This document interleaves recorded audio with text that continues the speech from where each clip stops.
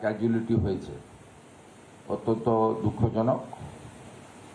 আমাদের পক্ষ থেকে, জেলা প্রশাসনের পক্ষ থেকে পরিবারকে অর্থনৈতিকভাবে মৃত্যুর তো ক্ষতিপূরণ হয় না, আমরা আমাদের সরকারের পক্ষ থেকে 4 লক্ষ টাকা ক্ষতিপূরণ তাকে তাদের পরিবারে দেওয়ার ব্যবস্থা করেছি।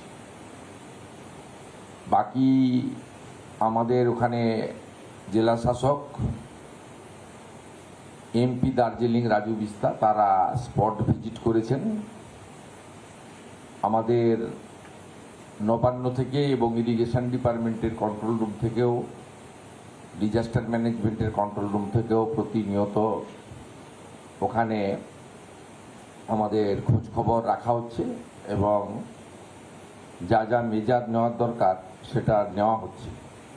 আমাদের ইরিগেশন অ্যান্ড ওয়াটারওয়েজ এবং ডিজাস্টার ম্যানেজমেন্টের সেক্রেটারি এখানে আমার সাথে আছেন, মাননীয় রাজেশ সিনহা মহোদয়, প্রিন্সিপাল সেক্রেটারি, এবং আমাদের হোম সেক্রেটারি রয়েছেন ম্যাডাম সঙ্গমিত্রা ঘোষ, এবং ডিজিপি পুলিশ, তারাও অন্যান্য যে সমস্ত লাইন ডিপার্টমেন্ট রয়েছে এবং সেন্ট্রাল গভর্নমেন্ট এজেন্সি রয়েছে তাদের সঙ্গে যোগাযোগ রাখছে এবং সামগ্রিকভাবে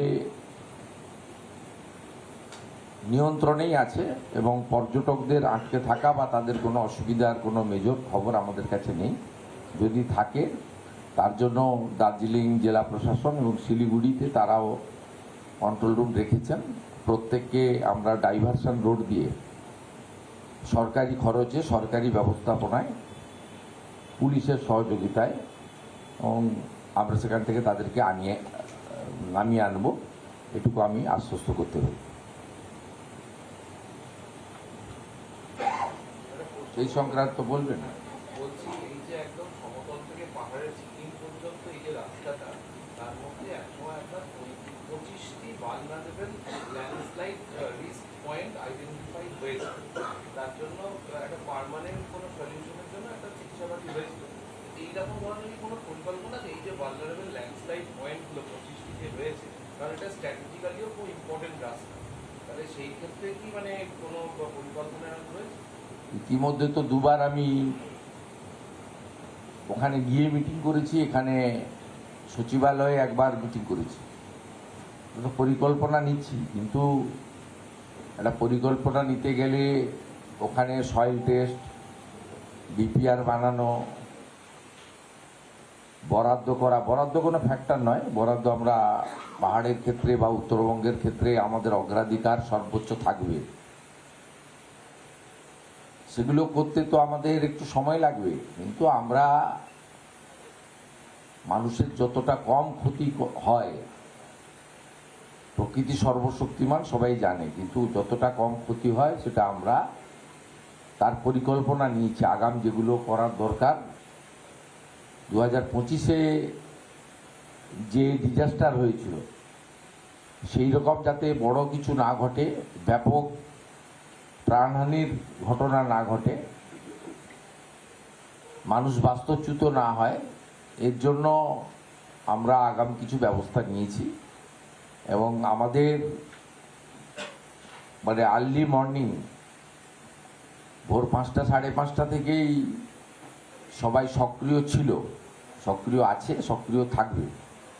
তাই সরকার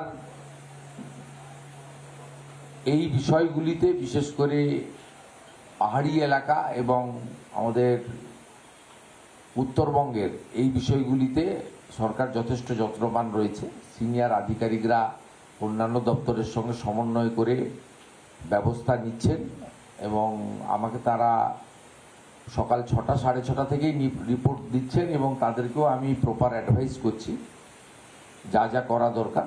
এবং স্থানীয় যারা এমএলএ এমপি রয়েছেন, এমপি তো নিজেই স্পট ভিজিট করেছেন, তিনি আমাকে ছবি, ভিডিও ইত্যাদি পাঠিয়েছেন।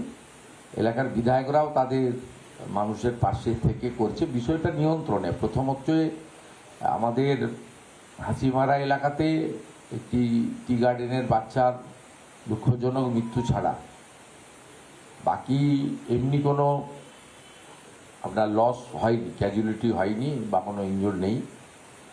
আর ম্যাসিভ যে ল্যান্ডস্লাইড বা ইরোশন যেগুলো হয়েছে এটাও বলবো না, একটা জায়গা ছাড়া। বাকি যে ল্যান্ডস্লাইডগুলো হয়েছিল আমরা 5-6 ঘন্টার মধ্যেই নর্মালসিটাকে রেস্টোর করতে পেরেছি, মানে দুপুরবেলা 2-3টের মধ্যে। নানা ধরনের কন্টেন্ট দেখার জন্য লাইক করুন, শেয়ার করুন আমাদের ফেসবুক পেজ, সাবস্ক্রাইব করুন আমাদের ইউটিউব চ্যানেল। পাশাপাশি অন্যান্য ব্রেকিং নিউজের জন্য অবশ্যই চোখ রাখুন রিপাবলিক বাংলায়।